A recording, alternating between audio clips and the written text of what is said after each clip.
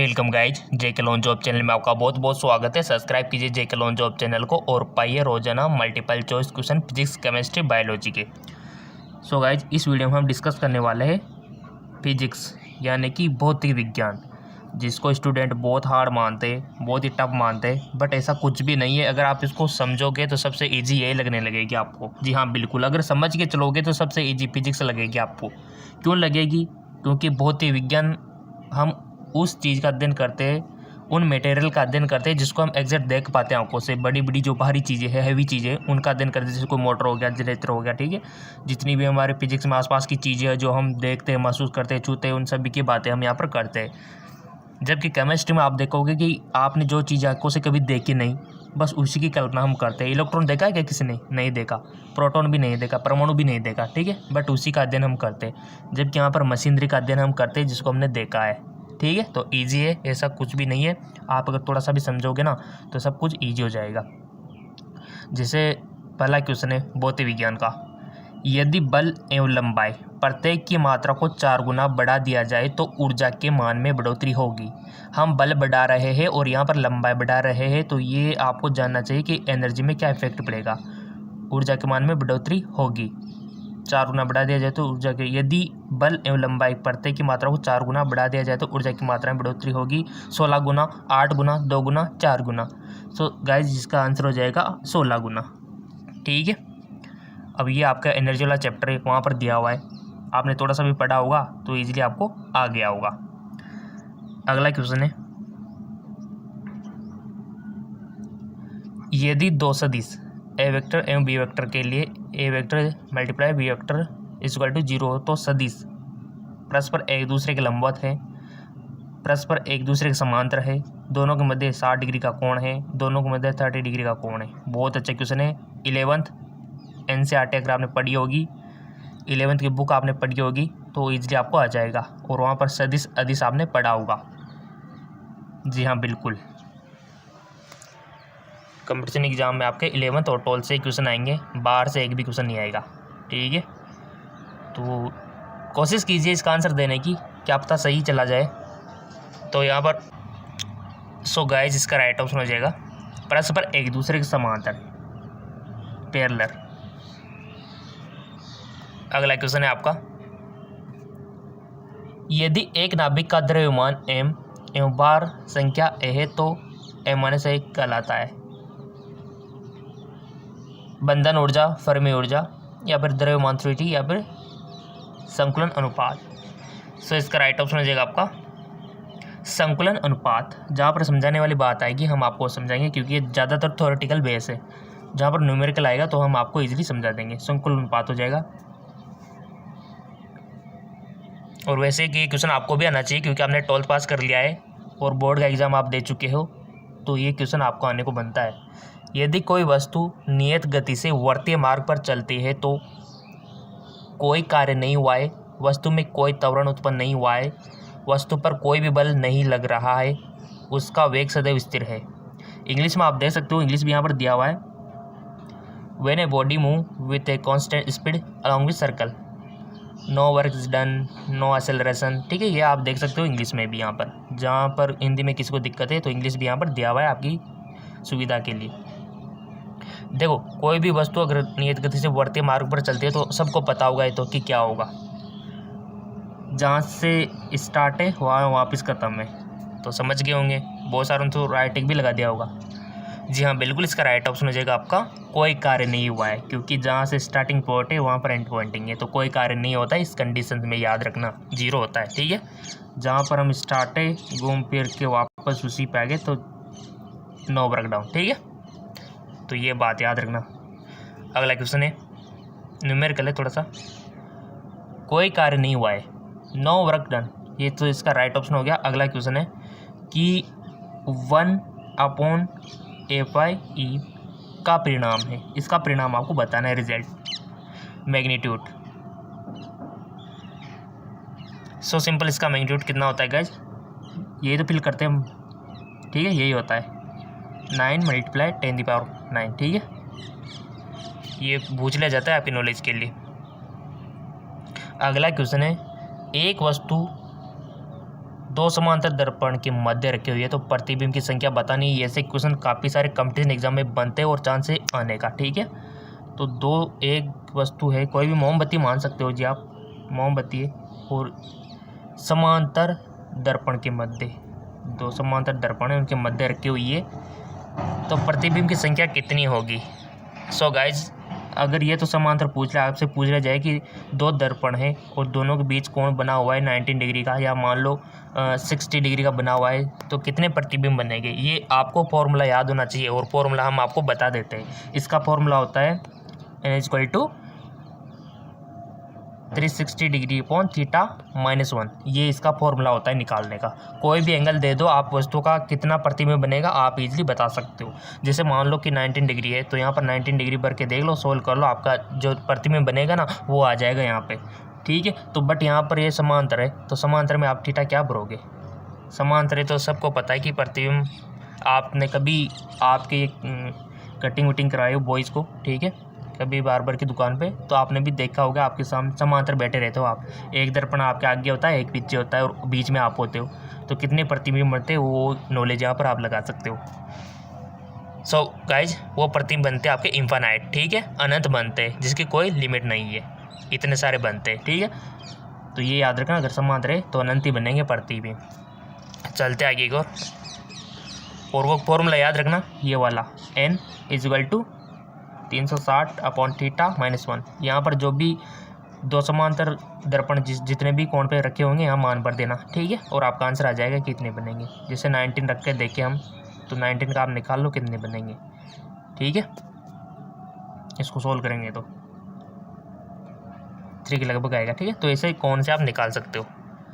अगला क्वेश्चन है, निम्न में से किसके द्वारा काल्पनिक छायाप्रति उसके वास्तविक माप से अधिक होगी। Which of the following produce a vertical image large in size objective. निम्न में से किसके द्वारा काल्पनिक छायाप्रति उसके वास्तविक माप से अधिक होगी। अवतल लेंस, उत्तल लेंस, उत्तल दर्पण, इनमें से कोई नहीं। तो राइट ऑप्शन हो जाएगा आपका उत्तल लेंस, ठीक है, कॉन्वेक्स लेंस बोल सकते हो। अगला क्वेश्चन है, यदि एक वस्तु को पृथ्वी तल से ऊपर ले जाते हैं तो if a body bring upward from the earth surface, इसकी गतिज ऊर्जा बढ़ती है, इसकी स्थितिज ऊर्जा घटती है, इसकी स्थितिज ऊर्जा बढ़ती है, इसकी गतिज ऊर्जा घटती है। बहुत अच्छा क्वेश्चन है। यदि एक वस्तु को पृथ्वी से ऊपर की ओर ले जाते हैं तो इसकी गतिज ऊर्जा बढ़ती है, इसकी स्थितिज ऊर्जा घटती है, इसकी स्थितिज ऊर्जा बढ़ती है, इसकी गतिज ऊर्जा घटती है। तो राइट ऑप्शन हो जाएगा आपका इसकी स्थितिज ऊर्जा बढ़ती है, इसकी स्थितिज ऊर्जा बढ़ती है, ठीक है। अगला क्वेश्चन है आपका, थोड़ा सा इसको एडजस्ट कर लेते हैं। किसी भार द्वारा स्प्रिंग को x तक बढ़ाया जाता है तब स्प्रिंग में संचरित ऊर्जा होगी जहाँ t स्प्रिंग में तनाव, m के स्प्रिंग नियतांक है। बहुत अच्छा क्वेश्चन है और आपने 11th पर पढ़ा भी होगा कि किसी भार द्वारा स्प्रिंग x तक बढ़ाया जाता है तब स्प्रिंग में संचरित ऊर्जा होगी। सिंपल सा क्वेश्चन है गाइस, आपके नॉलेज के अकॉर्डिंग बताओ आप, और फॉर्मूला बनाना आना चाहिए। देखो रटने से काम नहीं चलेगा, आप खुद अगर फॉर्मूला बना लोगे तो आप किसी भी प्रॉब्लम को सोल्व कर सकते हो, कोई दिक्कत आपको आने वाली नहीं है। सो गाइस इसका राइट ऑप्शन हो जाएगा आपका T2/2K, ठीक है, T2/2K इसका राइट ऑप्शन हो जाएगा। अगला क्वेश्चन है, किसी बल द्वारा किया गया कार्य शून्य होता है। बहुत अच्छा, यदि विस्थापन बल की दिशा के लंबवत हो, विस्थापन बल की दिशा में हो, विस्थापन बल की दिशा के विपरीत हो, इनमें से कोई नहीं। तो किया गया कार्य शून्य कब होता है गाइज, वो होता है तब विस्थापन बल की दिशा के लंबवत हो ना, ये कंडीशन हो तो शून्य होता है। विस्थापन बल की दिशा के लंबवत हो, ये तब इस कंडीशन में होता है।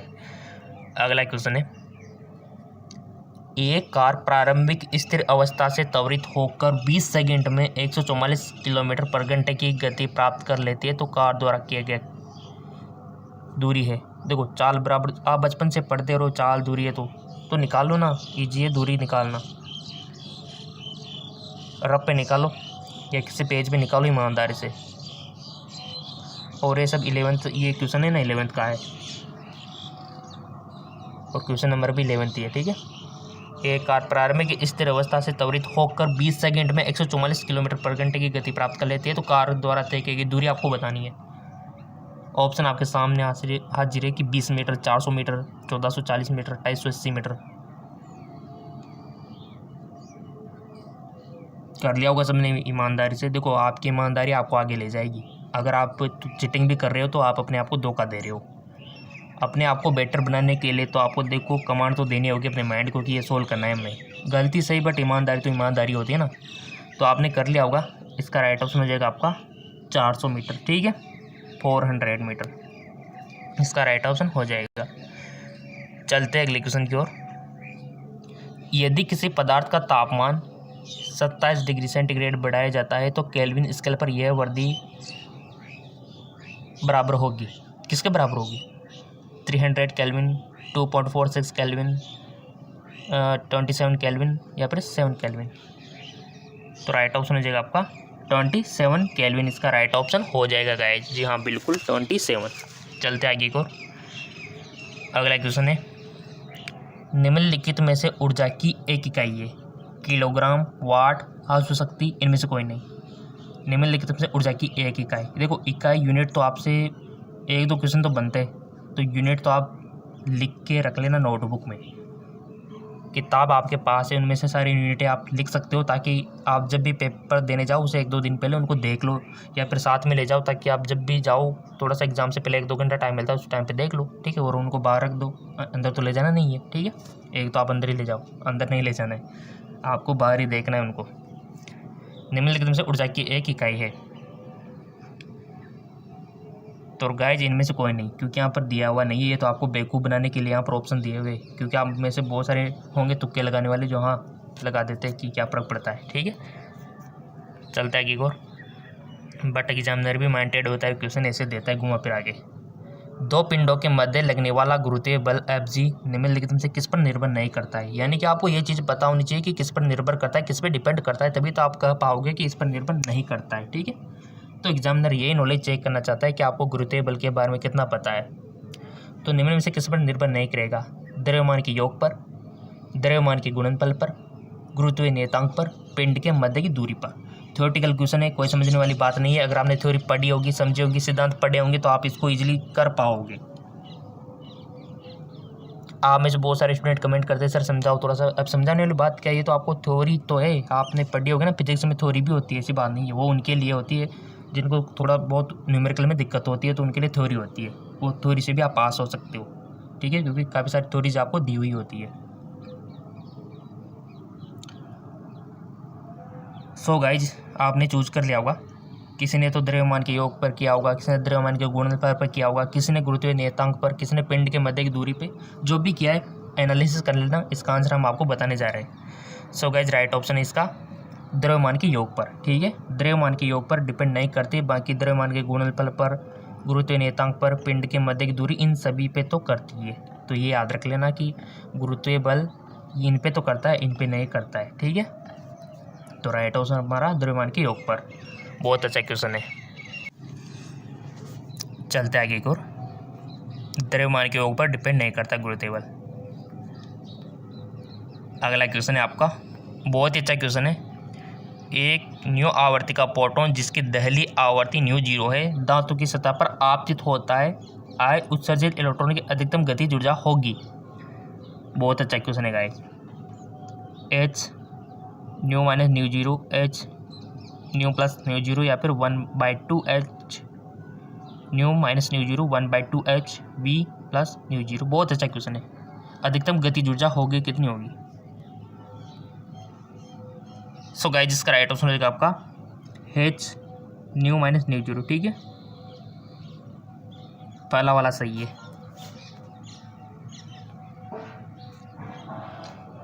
यदि किसी पदार्थ का ताप 140 डिग्री फ़ारेनहाइट है तो डिग्री सेंटीग्रेड में इसका ताप होगा। बताइए, यदि किसी पदार्थ का ताप 140 डिग्री फ़ारेनहाइट, देखो ये बहुत अच्छा क्वेश्चन है गाइस। ये आपको आना चाहिए फ़ारेनहाइट को डिग्री सेंटीग्रेड में बदलना, डिग्री सेंटीग्रेड को फ़ारेनहाइट में बदलना, किसी भी चीज़ को किसी भी चीज़ में कन्वर्ट करना। और ये आपका बहुत अच्छा पहले टॉपिक में 11th में सिखाया गया आपको कि किसको किस प्रकार कन्वर्ट किया जाता है। तो यहाँ पर ऑप्शन है आपके सामने 105, 32, 140, 60 आपको क्या बताना है, 140 फ़ारेनहाइट को बदलना है डिग्री सेंटीग्रेड में। तो बदलो, पेन चलाओ ताकि आपको थोड़ी सी नॉलेज बढ़े, ठीक है, ईमानदारी से। और आप बहुत अच्छे प्यारे स्टूडेंट हो, ज़रूर आप कर रहे होंगे, इसको कीजिए। थोड़ा बहुत 5 सेकंड का टाइम हम आपको दे देते हैं। सो गाइज ये लीजिए आपकी सुविधा के लिए, ठीक है। ये वाला है फ़ारेनहाइट को डिग्री सेंटीग्रेड को फ़ारेनहाइट में बदलने का, और ये है फ़ारेनहाइट को कन्वर्ट करने का सेल्सियस में, ठीक है। तो ये दोनों फॉर्मूले आप नोट कर लीजिए, काम में आएंगे आपके, ठीक है। और आपको एक्सप्लेन कर दिया है, अब आप नहीं कर सकते कि एक्सप्लेन नहीं कर सकते, ठीक है। सिंपल है, आपको ये दोनों याद रखने फॉर्मूले। अगर कोई भी चीज़ आपको डिग्री सेंटीग्रेड में दे दी जाए और फ़ारेनहाइट में पूछे कि इसको फ़ारेनहाइट में कन्वर्ट करो, तो ये फॉर्मूला लगा देना। और कोई भी अगर आपसे पूछे कि इनको फ़ारेनहाइट को सेल्सियस में बदलो, तो ये लगा देना, ठीक है। दोनों आपके सामने है, चाहे तो आप इसका स्क्रीनशॉट ले सकते हो, ठीक है। समझ में आ गया? तो चलते हैं अपने वापस टॉपिक पे। सो गाइस, जैसे आप फॉर्मूला यहाँ पर अप्लाई करोगे, हमने आपको फॉर्मूले दोनों बता दिए, ठीक है। तो यहाँ पर आपको यदि किसी पदार्थ का ताप यहाँ पर फ़ारेनहाइट में दिया हुआ है, तो आपको सेंटीग्रेड में बदलना है, सेल्सियस में, ठीक है। तो इसका राइट ऑप्शन हो जाएगा, देखो हमने सोल्व किया तो हमारे 60 डिग्री आया, तो आपके भी ऑलमोस्ट ये आना चाहिए 60 डिग्री, और ईमानदार से करना है इसको। चलते हैं अगले क्वेश्चन की ओर। कौन सी गतिविधि घर्षण पर आधारित नहीं है? लिखना, बोलना, सुनना, चलना। सो गाइज, सुनना। अगला क्वेश्चन, रे के सवेग है, एक अदिश, एक घुमे सदिश, एक अक्षय सदिश, इनमें से कोई नहीं। तो राइट ऑप्शन है आपका एक अक्षय सदिश, ठीक है। अगला क्वेश्चन, मुक्त आकाश में, बहुत ही अच्छा क्वेश्चन है गाइस, बहुत ही अच्छा, कि मुक्त आकाश में निरपेक्ष पारगम्य में है। तो राइट ऑप्शन सीधा सा इसका तो 4, 5 × 10⁻⁻⁷।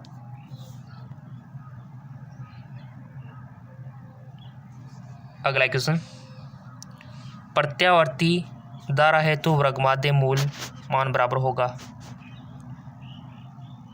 देखो प्रत्यावर्ती धारा वाला चैप्टर इंपॉर्टेंट है गाइज। शिखर का मान 1/4, शिखर का मान 1/2, शिखर का मान 1/√2 गुना, औसत का मान √2 गुना। बहुत अच्छा क्वेश्चन। प्रत्यावर्ती धारा हेतु वर्गमाध्य मूल बराबर होगा, तो इसका राइट ऑप्शन हो जाएगा कि शिखर का मान 1/√2 गुना।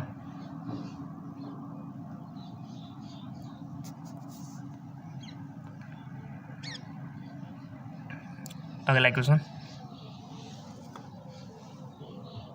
नाभिक के द्रव्यमान का भार, the mass number of nucleus, हमेशा इसके परमाणु भार में कम होता है, हमेशा इसके परमाणु भार से अधिक होता है, कभी कभी परमाणु भार से कम और कभी कभी बराबर, कभी कभी परमाणु भार में अधिक और कभी बराबर होता है। तो राइट ऑप्शन हो जाएगा आपका कभी कभी परमाणु भार से अधिक और कभी कभी बराबर होता है, ठीक है। कभी कभी परमाणु भार से अधिक और कभी कभी बराबर होता है, इसका राइट ऑप्शन हो जाएगा, ठीक है। चलते आगे की ओर। अगला क्वेश्चन है आपका, देखो क्वेश्चन सारे इंपॉर्टेंट है, अगर ये भी क्वेश्चन आपको कम लग रहे हो तो एक और चैनल है GK MCQ MK channel, link नीचे डिस्क्रिप्शन में दिया हुआ है। अगला क्वेश्चन है आपका, लेंज के नियम का परिणाम किसके संरक्षण के सिद्धांत की पुष्टि करता है? आवेश, धारा, संवेग, ऊर्जा। बहुत अच्छा क्वेश्चन है, लेंज का नियम आपने पढ़ा हुआ है 12th physics. So guys, length के नियम का परिणाम उसके संरक्षण के सिद्धांत की पुष्टि करता है, राइट ऑप्शन हो जाएगा ऊर्जा की, ठीक है, एनर्जी। अगला क्वेश्चन है, दूरबीन की विवेदन क्षमता निर्भर करती है। बहुत अच्छा question. The resolving power of telescope depend on, किस में डिपेंड करती है दूरबीन की विवेदन क्षमता? नेत्रिका, लेंस के पक्ष दूरी पर, वस्तु लेंस की पक्ष दूरी पर, दूरबीन की लंबाई पर, वस्तु लेंस के व्यास पर, किस पे डिपेंड करती है दूरबीन की विवेदन क्षमता? The resolving power of telescope depend on, choose कर लिया हुआ, लेट मी चेक, इसका राइट ऑप्शन है वस्तु लेंस के व्यास पर, ठीक है। 4th ऑप्शन सही हो जाएगा, इस पर डिपेंड करती है वस्तु लेंस के व्यास पर। अब मानो एक क्वेश्चन ऐसे भी आ सकता है कि आपको निर्भर वाली चीज़ें सारी दे दी जाएगी और एक निर्भर नहीं वाली दे दी जाएगी। ऐसे क्वेश्चन बना सकता है कि दूरबीन की विभेदन क्षमता किस पर निर्भर नहीं करती है। ठीक है, तो एक क्वेश्चन आप भी थोड़ा बहुत दिमाग लगाएगा, क्योंकि एग्जामिनर क्रिएटिविटी करके कुछ ऐसे क्वेश्चन बना देते हैं। अगला क्वेश्चन है, कुंडली में वृद्ध चुंबकीय फ्लक्स किसके समानुपाती होता है। ठीक है, magnetic flux associate with A coil in the directly. कुंडली से संबंध, कुंडली वो नहीं है जो आपकी कुंडली होती है। ठीक है, कुंडली देख लो, कॉइल्स की बात हो रही है, कुछ इस प्रकार की होती है। ठीक है, फ्लक्स किसके समानुपाती होता है, उनमें प्रारंभिक धारा के, कुंडली की लंबाई के, कुंडली के प्रतिरोधकता के, या फिर सभी पे, all of this. So right question तो आप चूज कर ही लोगे, बट आपने अभी तक फेसबुक और इंस्टाग्राम पे फॉलो नहीं किया तो कर लेना। लिंक नीचे दे रखा है हमने हमारे फेसबुक इंस्टाग्राम का, ताकि कोई भी इन्फॉर्मेशन आपको तुरंत पोस्ट मिल जाए उसकी। किसके समानुपाती होता है, तो राइट ऑप्शन हो जाएगा आपका उसमें प्रारंभिक धारा के। ठीक है, उसमें प्रारंभिक धारा के होता है समानुपाती। अगला क्वेश्चन है, बहुत अच्छा क्वेश्चन। एक 220 वोल्ट और 100 वाट के बल्ब को 110 वोल्ट के स्रोत में जोड़ा जाए, कुल शक्ति खपत होगी। बहुत अच्छा क्वेश्चन, बहुत अच्छा क्वेश्चन है गाइस। बताओ, ईमानदार से पेन चलाओ थोड़ा सा।